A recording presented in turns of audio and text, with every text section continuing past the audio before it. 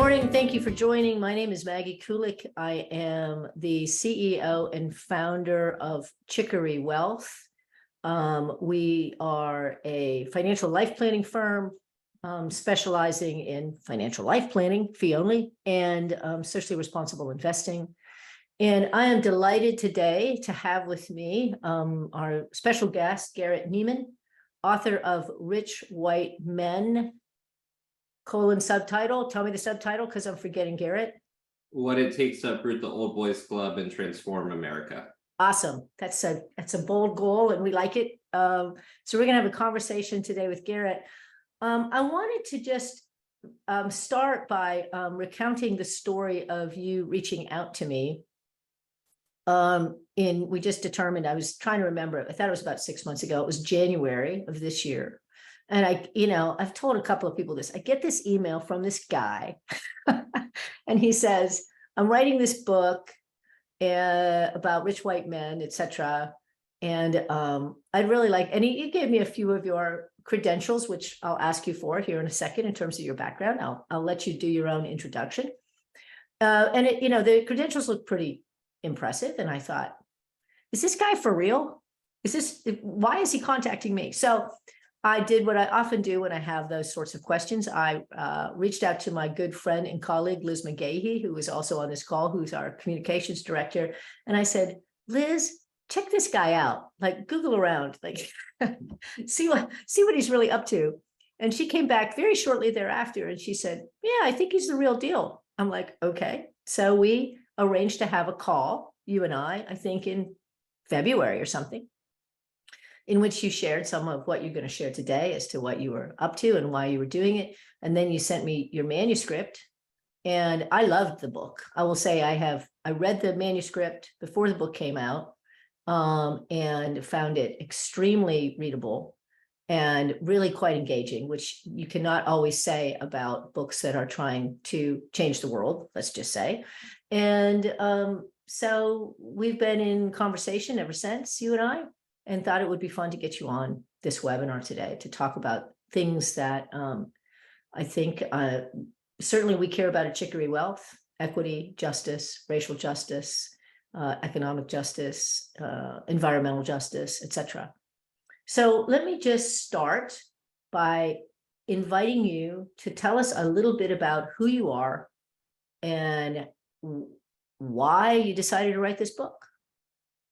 Absolutely. Well, first of all, Maggie, thank you so much for having me. I'm excited to be part of this and be in dialogue with folks who I know share an interest in these issues. And so to offer a little bit about me, so you know where I'm coming from, I find that's important, that if you're a wealthy white guy working on social justice issues, that it begs a lot of questions. So, and not to say an introduction can address all of them, but I think it's necessary to give you at least a bit of my story. So I grew up in Orange County, California, which is a white, affluent, pretty conservative suburb. That was my initial upbringing. And probably the way my life was shaped the most growing up, beyond just where I had been born, was that my younger brother died in an accident when I was 6. He was 2.5.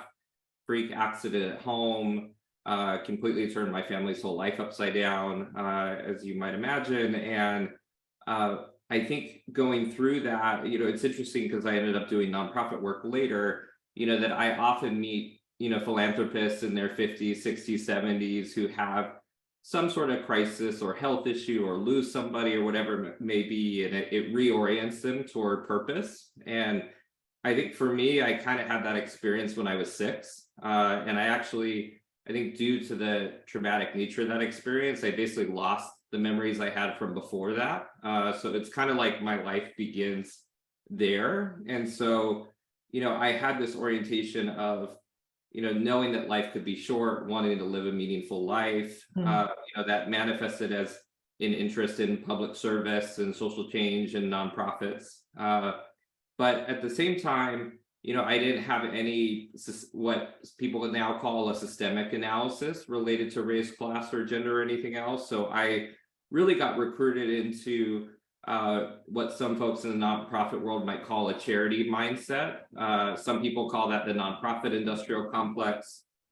Basically, this notion, that's like 100 years old notion, kind of a noblesse oblige type idea that that those who have privilege, have some responsibility to give back. Not a lot necessarily, little. And so, that orientation led me to raise money for my sister's former orphanage. She's adopted from China. So I did that in high school. And then in college at Stanford was really where I saw how wide American inequality was. I had classmates who were children of billionaires and classmates who were on full scholarship and had overcome a lot of adversity.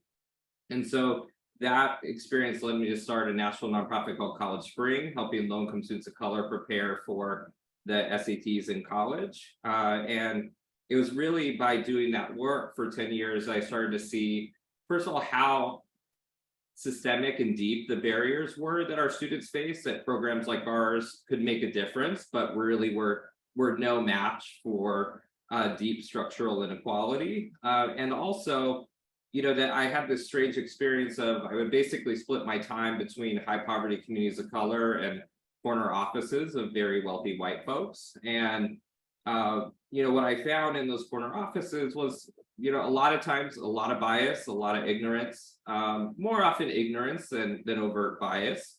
And where the book starts actually is, I had a meeting with a financial billionaire in 2015 who, when he found out our program served all the kids at the school, he said that he didn't want his money going down the drain on the lazy kids. And, it was really that kind of shocking, overt ignorance bias, in my face type bias that, led me to really start questioning whether the path I had been taught about how social change happens was, really complete and true. And, that I started to sense that if there's bias at the very top in terms of who controls the resources, who decides what gets funded, whose lives benefit or don't, and so forth, that if there's bias at the top, that bias is going to trickle all the way down throughout the entire system.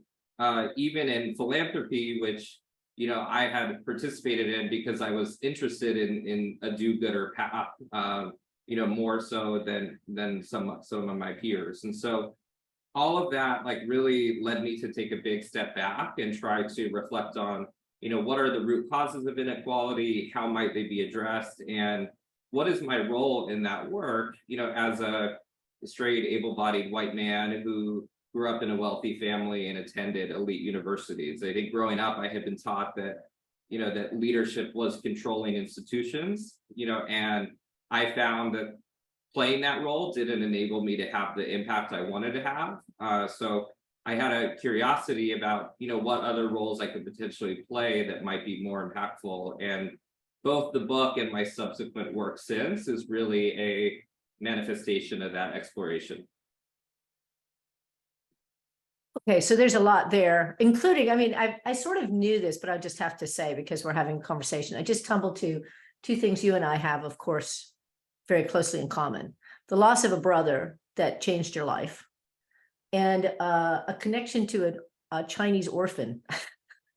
My youngest daughter is adopted from China, and I lost my brother when he was 60 years old, which was one of the major, for me, one of the compelling things that helped me start Chicory Wealth, to break away from another broker dealer I was related to, but didn't feel like I could do what I really wanted to do in terms of money and meaning. So I just needed to say that, which I think is very interesting, because there is something in that story, right, that you had a few things stripped away from an early age, and you had some awareness at an early age. And so you translated it in a direction, and then you began to see that this wasn't either enough. I'm curious, I'm a little off script here for just a second, but I'm curious, was there some thing that happened besides, you give a number of anecdotes in the book, by the way, which is extremely, makes it extremely readable. And you use your own story as a kind of framework in a very light way, by the way. I love the way it's your story, but it isn't at all sort of centered on you in an interesting way. But I'm just thinking, did you trip across someone or something that really pushed you into the systemic direction? You know, that analysis, because it's possible you could have just thought this guy was a real idiot and just moved on and not gotten out of the framework, the do-gooder framework you're talking about. Could you just speak to that for a second? Yeah, absolutely. I mean, and there's, like you were alluding to, there's a lot of touch points, and, one of my experiences with equity work from where I'm situated is that I keep uncovering new ignorance, new learnings, new frontiers, so as it's not, I can't boil it down to a single moment, but there are some that I think, really carried a lot of weight for me. I think one that I didn't mention was that we started doing our own equity work internally at College Spring in the 2014, 15, 16 period. And basically, like, I had thought that was going to go very well because we were majority people of color staff. We served students of color. We had gotten recognition from the Obama White House for our work, so we're all these signs that I was a good white person. Yeah, right. And Right. but then at the same time, once the conversation was structured for staff members to really be vocal about their racial experiences within the organization, that I got a lot of feedback that the organization didn't feel fair or level to those folks in terms of their ability to advance, the ability for their voices to be heard, for their ideas to be heard. There was a lot of frustration about how our board was dominated by wealthy white people and how there were 2 white male board members who did most of the talking at board meetings. So it was really that experience that helped me connect how our staff members saw me, that the way our staff members of color saw me was, I think, in many ways similar to how I saw the billionaire, that I had this frustrations about, like, why does this billionaire just get to decide who has a better life and who doesn't? Or, if he's in the healthcare philanthropy, like who lives and who dies based on where his money goes? Like, why does he have that power just because he works in finance? And, what I started to see, over a long period of time was that that's how our staff members of color saw me. It was a little different, but there was an element of, like, who is this 20-something, who went to a fancy university? I'm 30 years old or 40 years old, 50 years old. I spent my whole life living in these communities, working in these communities. And then this 20-something white guy comes in and he's CEO. Like, it didn't make sense to them that the amount of power I held didn't compute. And Yep.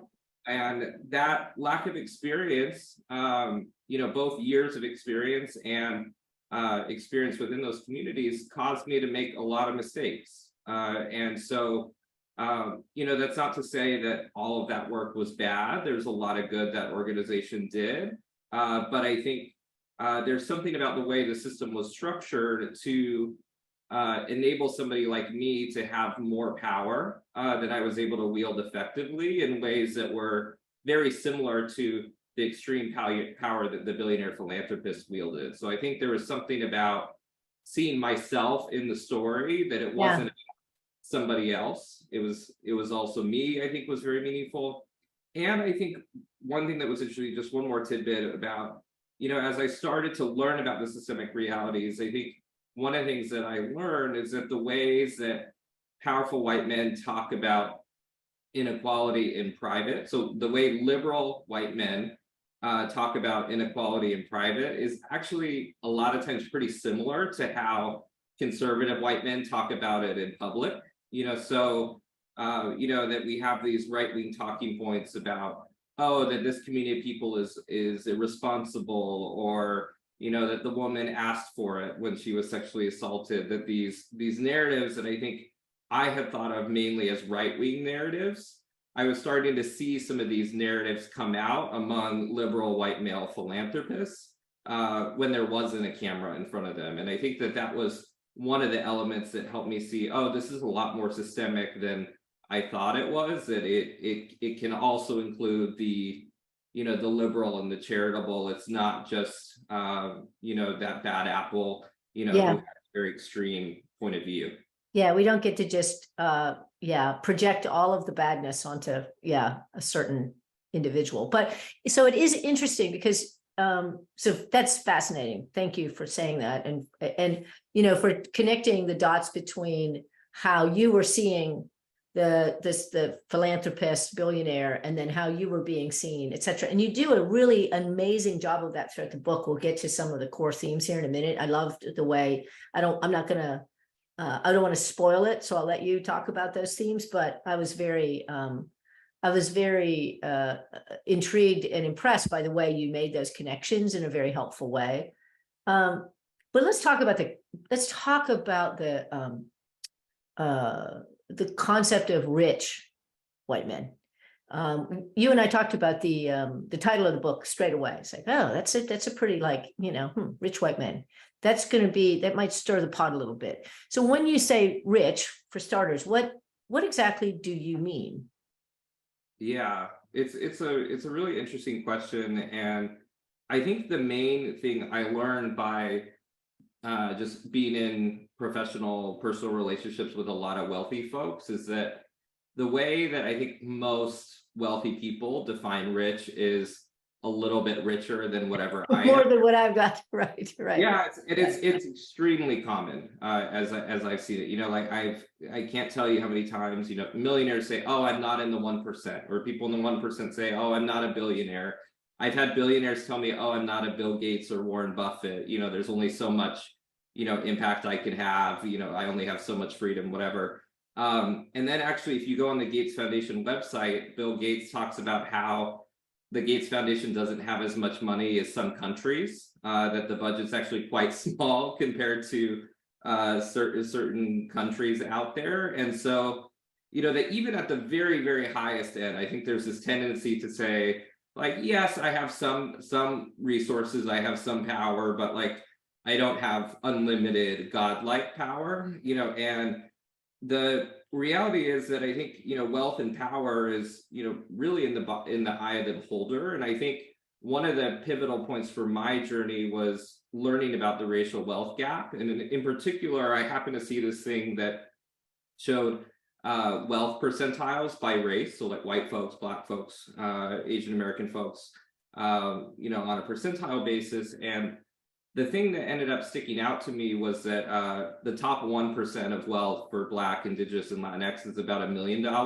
I came from a family that has more than that. Our family's house, costs more than that alone.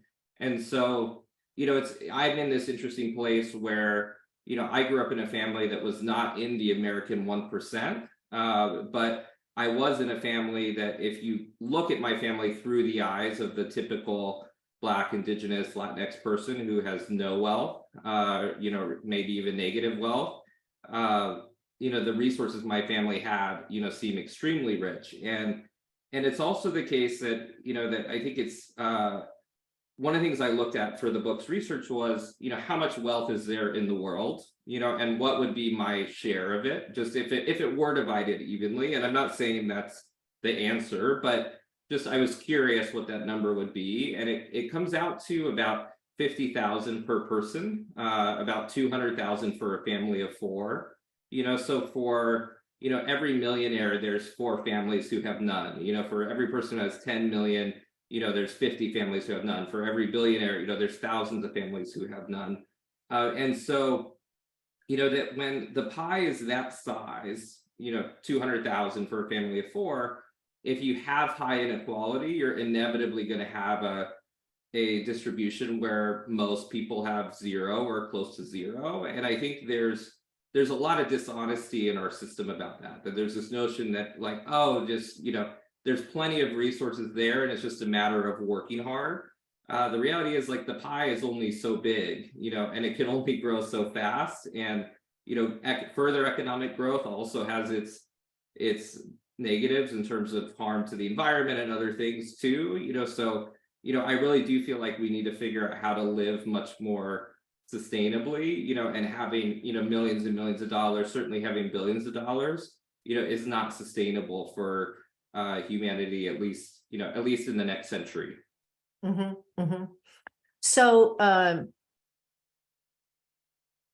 and you do deal with in the book the sort of, the kind of classic response, even I would say somewhat liberal responses. Yeah, we know there's inequality, certainly economic inequality. There's racial inequality. But, I mean, the money goes to the best and the brightest, Garrett. I mean, that's just the way it works, right? Right. So Yeah, how do you respond so this is what gets into some of the core themes of the book. So let's talk about your analysis. And then I don't want to skip over sort of, your analysis of also where the problems lie. And we'll get to sort of, and then what might we do and what you're up to. But let's start with some of the core themes. yeah, that's great. And I think one of the core themes of the book connects directly to this question that you pose, which is the question I've gotten a lot, which is something along the lines of, well, I understand the system isn't perfectly fair, but like there aren't that many bigots, and for the rest of us, like, our bias is unconscious, so how could that really explain the massive disparities we have in our society? Could that really explain why, for one white man, like why he's CEO and, another person is in jail? Like, could the systemic discrimination actually be that big, when the bias is kind of subtle on a moment-to-moment basis? And I really struggled to, answer that question, in a way that, seemed compelling for a long time. And what I eventually came to was a term I coined in the book. It's not a new idea, but it's a new term called compounding unearned advantage, which is this idea that seemingly small identity-based unearned advantages, when they show up at key moments in people's lives, they change trajectories. So I give the example in the book of how, when I was in second grade, there was an exam to be placed in the gifted and talented program, and I actually didn't end up getting the test scores I needed to qualify for the program. And so I think for most kids that just would have been it. You just would have not not been part of it. In my case, my teacher told me there was a district workaround where she could submit a portfolio on my behalf that would make the case that I was indeed gifted, and that's what happened for me. That she went through that process. At the end of it, I got the gifted stamp, and that's what enabled me to be in the classes with the smallest class sizes, the most experienced teachers. Eventually, it helped me get into AP classes, which was required for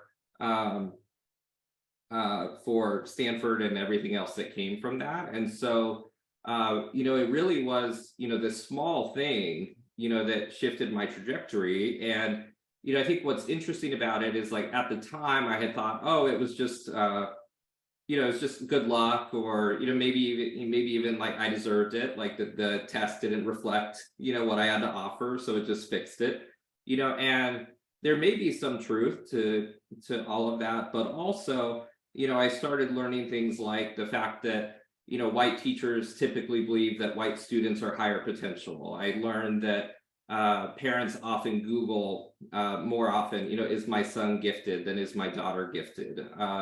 I learned that teachers in affluent communities have more capacity to advocate for their students because they're less overwhelmed. I learned that affluent parents have more capacity to advocate for their children. So there were all of these, identity-based structural factors that were also at play. And I can't say, with 100% certainty, oh, it was structural versus not. But I think, there were a lot of ways that there was a thumb on the scale, that helped nudge that outcome one way versus another. And if that keeps happening, throughout our lifetimes, and I think generally it does, when people interact with a policeman or a boss or a CEO or an investor, that there's all these moments in our life where these subtle advantages can come into play. And eventually those are going to compound in a way that, at the end of it all, almost always white men are going to end up on top, and that's really what we see in our system. And obviously there's some exceptions. But even when you think about how advantage compounds, it actually doesn't mean that 100% of people from marginalized backgrounds won't get through. It just means that they'll be exponentially less likely to end up at the top, which is exactly what we see in our system today. Right. I mean, I read something a long time ago, just that is to me odd, but it seems, anecdotally, that even among white men, height makes a difference. Like more CEOs are over 6 foot or some damn thing. I mean, it's just sort of incredible, like just that size, physical size was also an odd determinant. I don't know. It's a major determinant, which is, I think, kind of speaks to, like at the very high end of power, that like it really tends to be those who have like every identity-based advantage possible, like they're white and male and from a wealthy family and tall and all these other sorts of things. And like, one thing that I remember from Harvard Business School while I was there is that there was a formal where one of the guys, taller guy, he basically pushed for a photo being taken at the formal of everyone who was over 6 feet, and I'm 5'11", so I didn't get to participate in that. None of the women got to participate because none of them were 6 feet, so it was this interesting thing of like, oh, you could say like, oh, he was just being silly or whatever, but I think when I look at the issues now, like there's an element of that cultural, those cultural norms being reinforced, that there's something better or special about those tall guys, and I'm a younger person, so I didn't go to business school that long ago. This wasn't 50 years ago. This was a handful of years ago. So it's very much embedded in our culture that certain profiles are, superior than others, and those who have those advantages, in my experience, work pretty hard to maintain them. Yeah, I mean, it does beg the question, in reading your book, you talk a good bit about your experiences at elite universities. And it struck me that there was almost like indoctrination might be a little strong, but this ideology that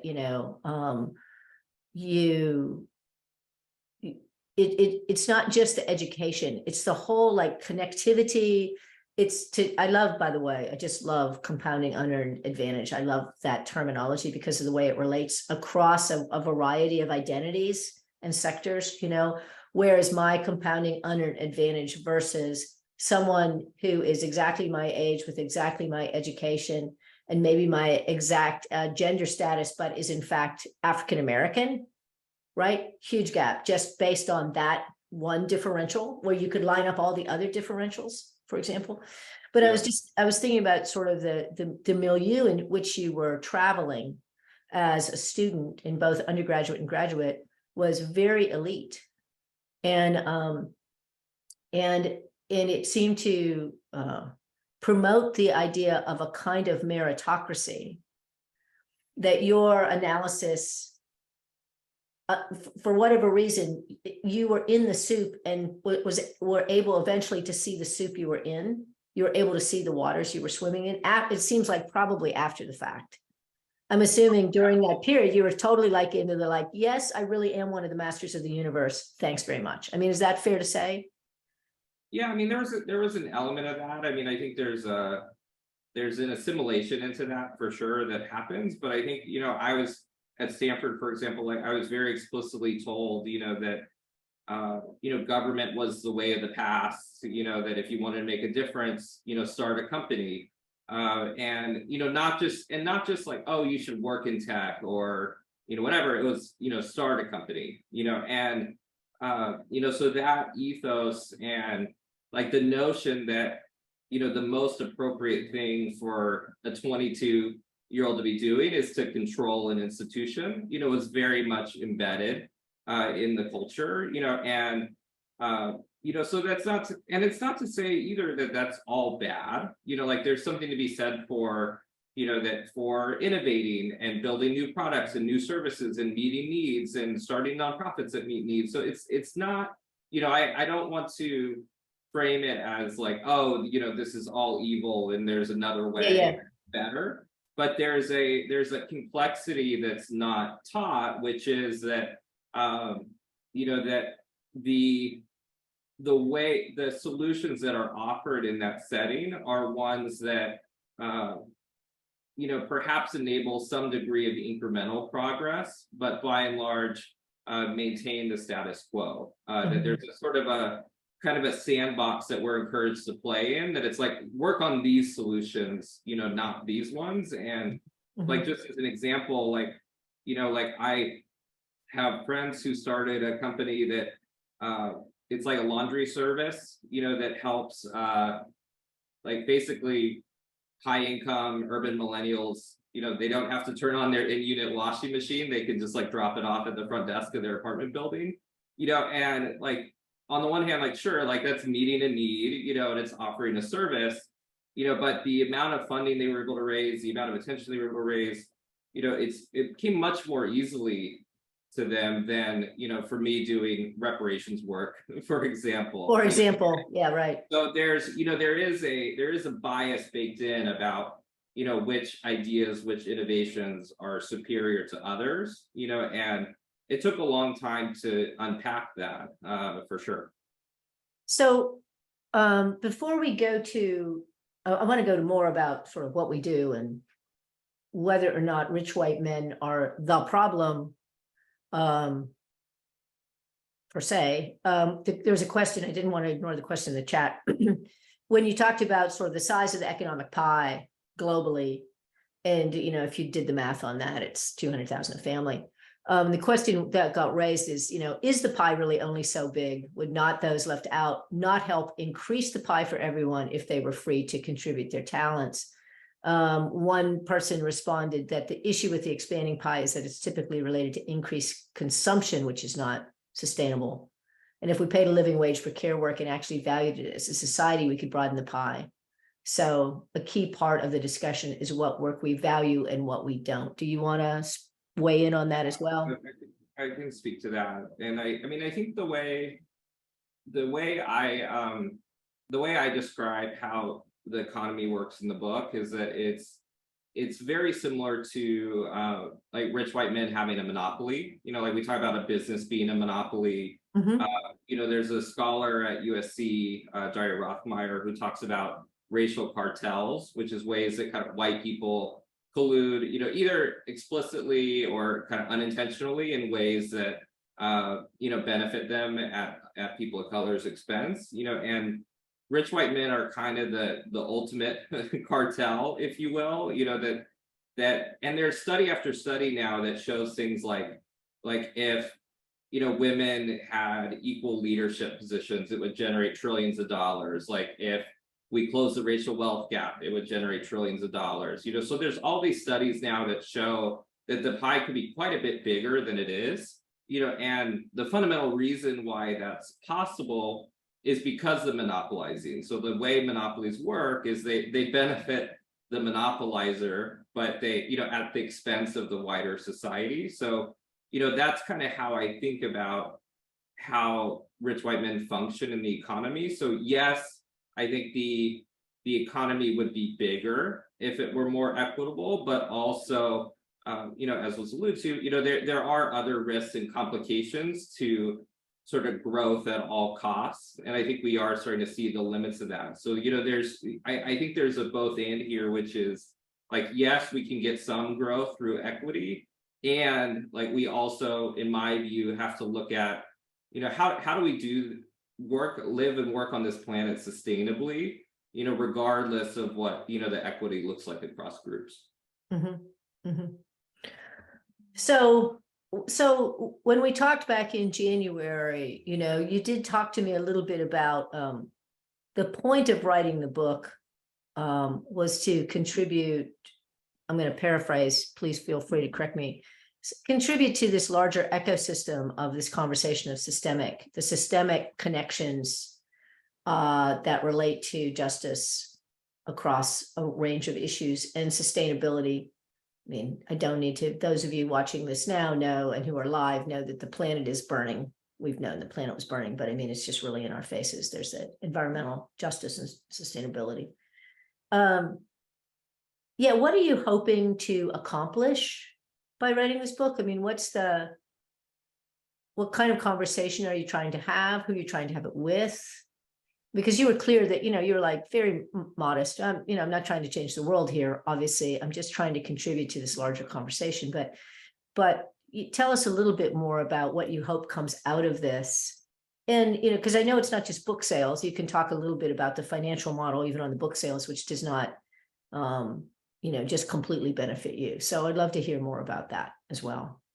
Yeah, absolutely. And I think the way I think about this is that, so one of the things I believe is that every single one of us has a sphere of influence, that like people in our lives who are able to, to nudge and encourage to see things a little differently or whatever it may be, in pursuit of building an equitable and just world. And every one of us has a unique sphere of influence, so like we all know different people have different relationships, different degrees of closeness. Some people have really big sphere of influence. For some people it's quite small, but in any event, there's limitations, so like my sphere of influence is bigger than nothing, and it's a whole lot smaller than change the whole world, so Right. I've really tried to actually spend a lot of time reflecting on like what does it look like to right size, the amount of impact I can have, because I think that in the same way that business people can be greedy for wealth, I think social change oriented people can be greedy for impact, and there's this like fantasy like, oh, I'm going to be remembered as Martin Luther King was remembered, or Mother Teresa, or like that we want to be that person. And I think that it's really unhealthy and unhelpful, and so what does it look like to kind of do our part and be clear on what that is from where we're positioned. And I think my part, as I understand it, is, first, like sharing my truth with my own networks, but also I think given, some of the credentials I have and networks I have that, that have been able to, broaden that network to a degree, to share some of those ideas with elites, and wealthy white folks, wealthy white men in particular, and try to, move the needle a bit from where I'm situated. And I've come to think of it kind of as like that if in a true democracy, it's one person has one vote, that we kind of have a structure where like rich white men have 1,000 votes, and black women have 1/10 of a vote or something like that in our system. So, that even if I can't move, every rich white man on these issues, which clearly I'm not going to be able to, that if there's even a critical mass that I can nudge in a different direction, it could lead to a tangible shift in terms of what possibilities are possible in our ecosystem. So, and then I think, so that was kind of a general thought about role. I think a specific thought about dialogue is, I think, I think the main thing that I'm trying to convey is that an equitable America is good for all of us, that an equitable America is a healthier society, it's healthier communities, and it's healthier for individuals. So like on a society level, it's a more resilient economy, it's less boom bust cycles, it's economic competitiveness with other countries that, that could impact America's sovereignty. There's all of these different ways that, voting, our democracy being stronger, being morally in alignment with our values. Like you could go on and on a societal level. Community level, there's things like having less status anxiety. Like people are so scared now about like, oh, is my kid going to go to this fancy university? And I think a lot of that anxiety is driven by the fact that, if you go to Stanford, you can possibly become a billionaire. And if you go to community college, you might not get a living wage. Like that if it wasn't so extreme, then there wouldn't be so much pressure to, oh, I need to make sure my kid lands at X institution. And reducing that status anxiety is something that benefits us on an individual level, in addition to on a societal level. And then, there's other pieces that have been very personal for me, like things like reconnecting with Judaism, that I'm a fourth generation in terms of immigrants to the US, that the Jewish ancestry was very important to my grandparents, great grandparents. I had largely, set it aside, assimilated into whiteness, if you will. And, that as I've learned more about white supremacy and, racial justice, it's also encouraged me to get to know my ancestors better, learn about their histories, their cultures, their values, My parents have told me things that they plan to take to the grave because they just didn't think any of us were interested in them. So there's a whole bunch of ways that an equitable society benefits us, even if we have privilege. And fundamentally, the case I'm trying to make is that even for privileged people, even the most privileged like me, we have more to gain from equity than we have to lose. And what has been, so I got a lot of questions in my head, and I'm debating whether or not I want to go down the economic direction or the more personal direction, but we are I'm a CEO and founder of a wealth management firm, so I'm going to stay with the money for a second. It's not that they're disconnected, but so one of my thoughts always when we're talking about the size of the pie or distribution, before we go to reparations, and I want to leave some time for reparations and what that means, what that phrase means to you, and what you may or may not be proposing or suggesting. My mind goes to the distortion of our tax policies, which I think you do speak to some in the book. Oh yeah, absolutely. Yeah. And but of course the rub, right, is how do you and we haven't, just for the record, from my perspective, we haven't had anything like a reasonably progressive tax system for 40 plus years. We have a history of having a progressive tax system. I mean, it's not like we've never done something that approximated it. White male power notwithstanding, we still had something that approximated a more progressive tax system that did some redistribution in a sense and created, a kind of an enormous amount of prosperity in the 50s and 60s and late 40s. But you can't, if the monopoly you're describing and the monopoly we see playing out in the political arena, the legislative arena, at one level makes it seem as if shifting of tax policy is virtually impossible given the hegemony of the monopoly. So how do you disrupt that? In other words, if you might argue even with tax policy isn't the panacea for everything, and I would argue that too, but it would be a start, right?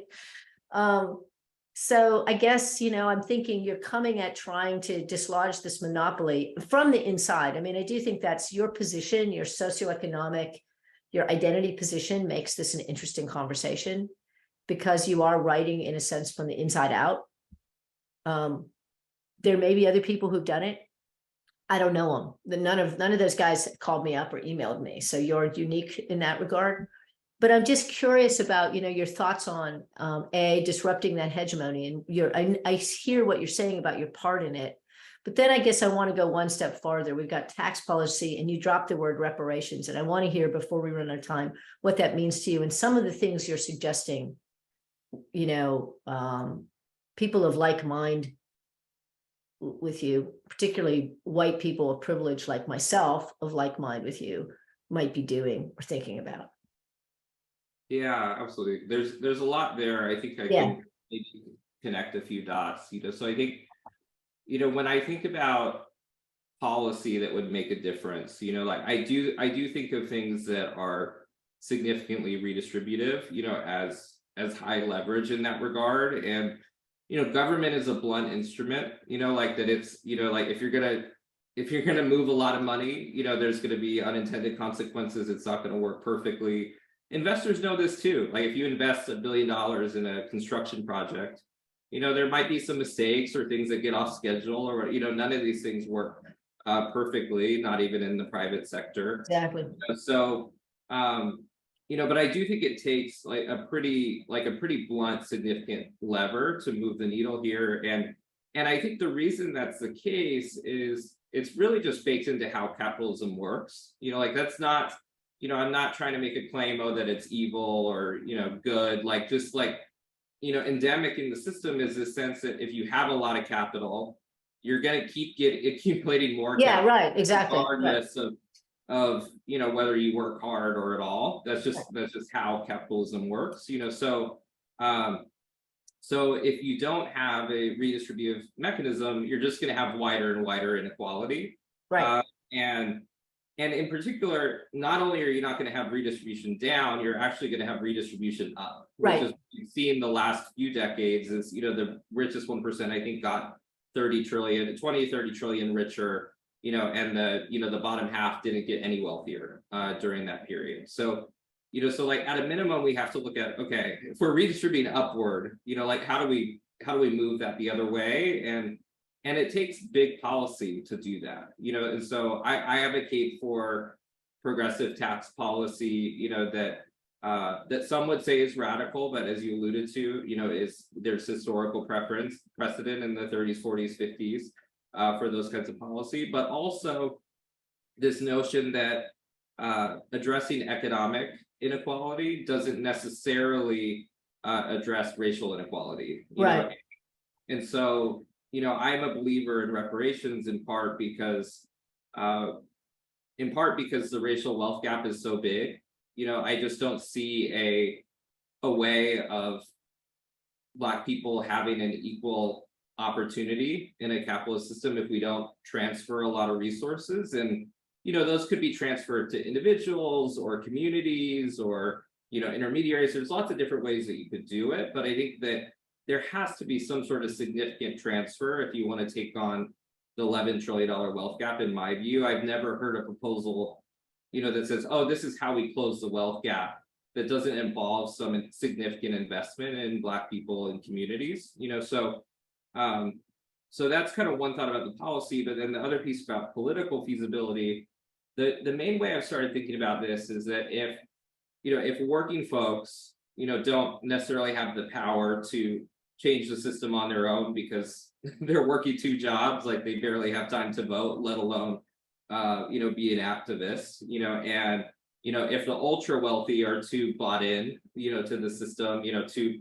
bought into those stories and the riches and so forth, that, like, so if it's not the everyday people and it's not the billionaires, you know, that it actually lends a lot of power to the millionaire class in the US. And so I've become really interested in this notion of, you know, I think this speaks to a little bit of what I want to contribute societally, is like, what does it look like to help nurture a society where the millionaires side with the people instead of the billionaires? You know, so that what does it look like to advocate for a living wage or for higher taxes on the wealthy or reparations or whatever it may be, versus, you know, supporting a policy agenda that is very similar to the policy agenda that billionaires prefer. And so I think that if, you know, a significant portion of the millionaire class can side with the people, you know, that the billionaire class isn't going to be able to hold on to power the way it is now, that they really need that middle group support. And so that's where my energy is going, is really like trying to talk to millionaires who don't think of themselves necessarily as rich, and, you know, ask them hard questions about, like, do you have enough, right? You know, do you have enough right now? You know, and if so, can we talk about, you know, stopping to accumulate and making some big investments in social movements and, you know, other efforts, you know, that potentially could build people power to take on the elite. Right. And in doing that, because you're talking to someone who's spent 21 years, almost 22 now, advising clients who are, I affectionately refer to as garden variety millionaires, right? A lot of our clients are, you know, they're not ultra wealthy folks. Because of the way our society, the United States, I'll speak, the United States specifically, is structured with the so-called ownership society. So my phrase has always been, the ownership society means you're on your own, or that is the perception. And so there's this huge anxiety for a lot of folks. So getting to a level of non-anxiety with enoughness in order to be able to think in those terms can be a very challenging practice. It's not impossible. It's, people get there. I've seen people get there, but it can be very you know, fear provoking, all bias, you know, forgetting just a notion of like, well, you know, if we increase taxes, government, this whole narrative that government is incompetent, and only the private sector is competent is just crazy. But that narrative is taken hold. But then you just have, people, the millionaires living in fear. But I guess even as I say that, I suspect there are a number of billionaires, because of the distortion of great wealth, who also live in fear.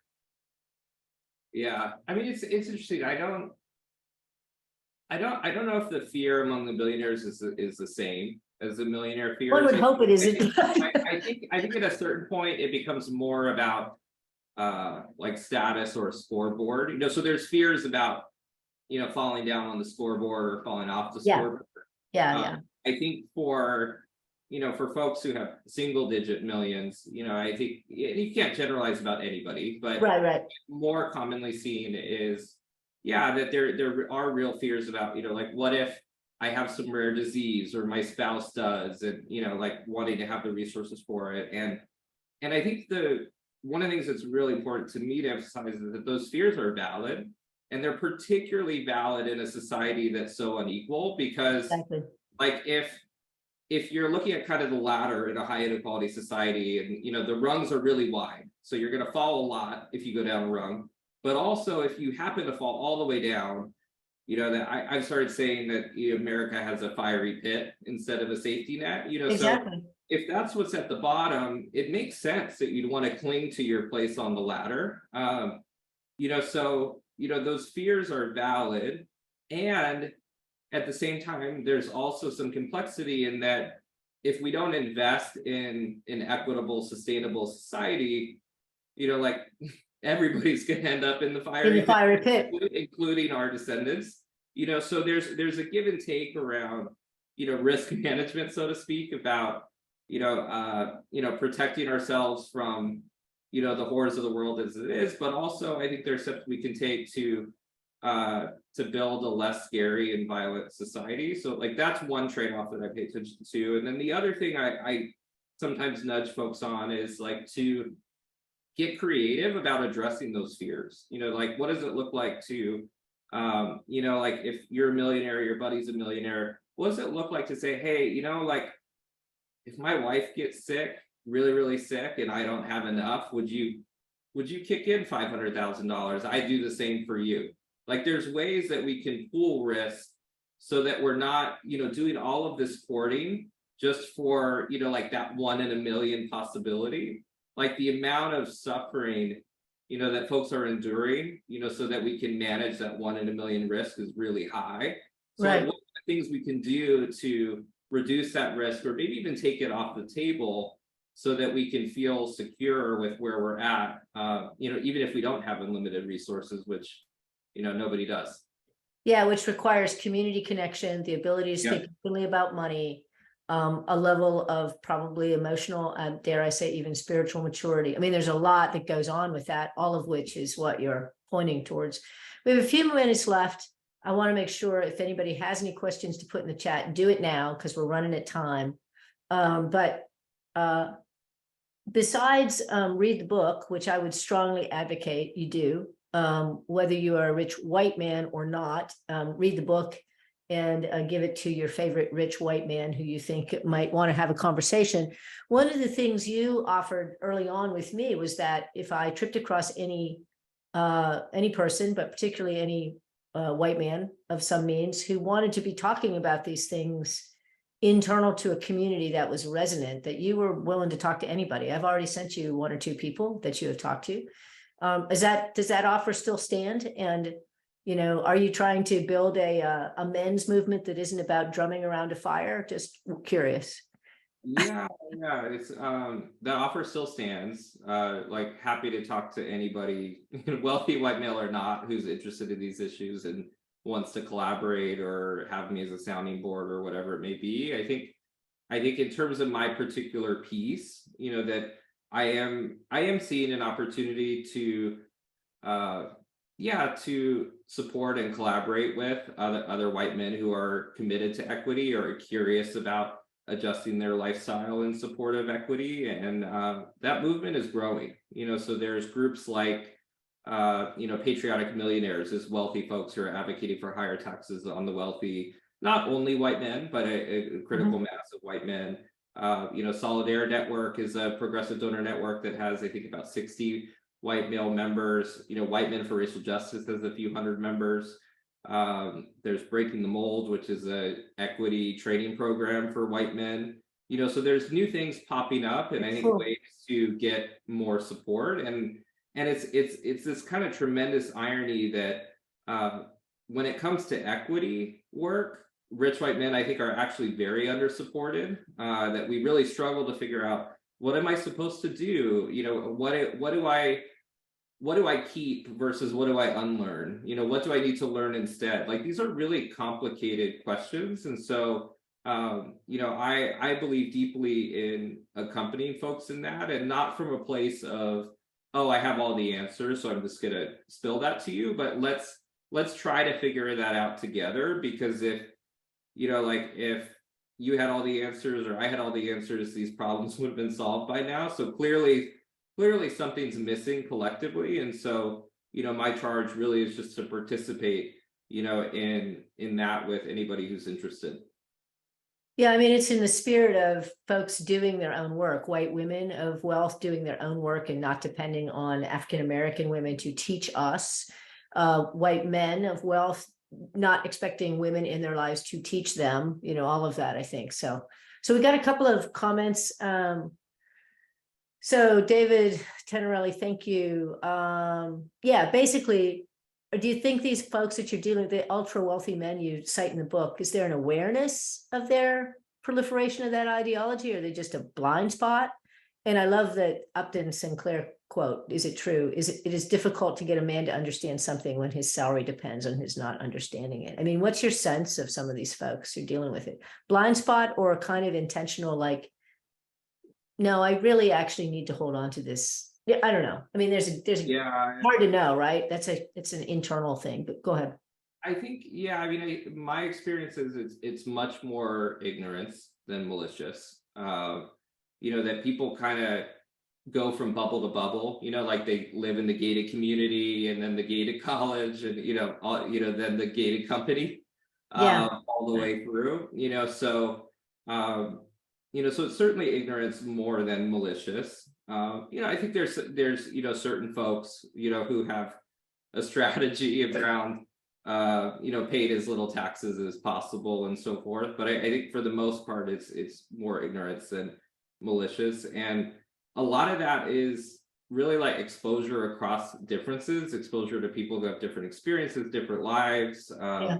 That's one of the things that's sad about the affirmative action ruling, is that I think it's one of the ways that rich white men were able to meet people whose experience is different and gain some of that understanding. So definitely more ignorance than malicious. And really well intentioned for the most part. Like that. I think one of the things that I try to steer away from, and this gets to the other question around defensiveness, is like that.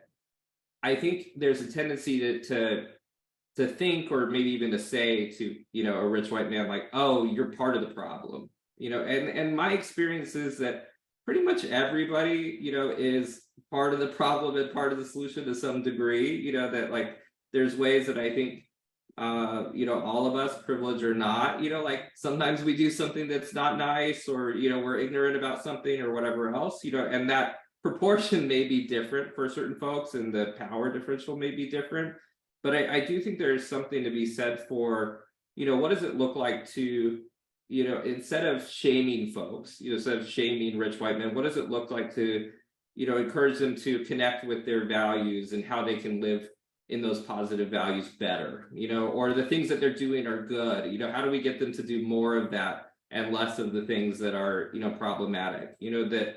And I think one of the things that's challenging is that I think in order for most people to listen, I think, and this is probably particularly true for rich white men, that there needs to be a validation of your experience. And it's very hard to do that across differences. Like that, if you're a white woman or a person of color, and a rich white guy says, gosh, like it seems like things are unfair for guys like me these days. Yeah, Like, right. Forget about it. trying to validate that is really, really hard. Yeah, yeah. but it's kind of the table stakes for engaging, and I don't say that as in, oh, white women, people of color should do this, but I think that I think the paths are either, for folks who feel like they have some of that capacity, that it can make a difference, and connect them to people like me who have that capacity, that it's not triggering for me, if a guy says something like that. So like, I'm happy to be in dialogue with them. And I think that, if for people on this call and elsewhere, like if there's wealthy white guys who you feel like you push the rock up the hill as much as you can by yourself, like please contact me or somebody like me, and we can push the rock up the hill together. Yeah, yeah. Yeah, I mean, that is one, I'll end by saying that one of the things I was struck in the book was I felt the analysis was pretty incisive, but it was non-threatening. Now, I'm not a rich white man, so maybe it is more threatening to someone of that identity. But I did get the sense that there was some compassion in your argument, and I'm seeing this compassion in the argument across the space. I belong, as you know, Garrett, to the Women Donors Network, which is a progressive women's donor activist kind of network. And I do think this, like, getting away from the shaming and getting into the like, okay, what are the interconnections and how do we move the needle here? And let's leave behind some of that and move forward is really helpful. But, groups need to do their own work. To your point, yeah, you can't expect white women, or certainly not African-American women or other people of color, to do that work. People have to do their own work in their own identity, and then connect.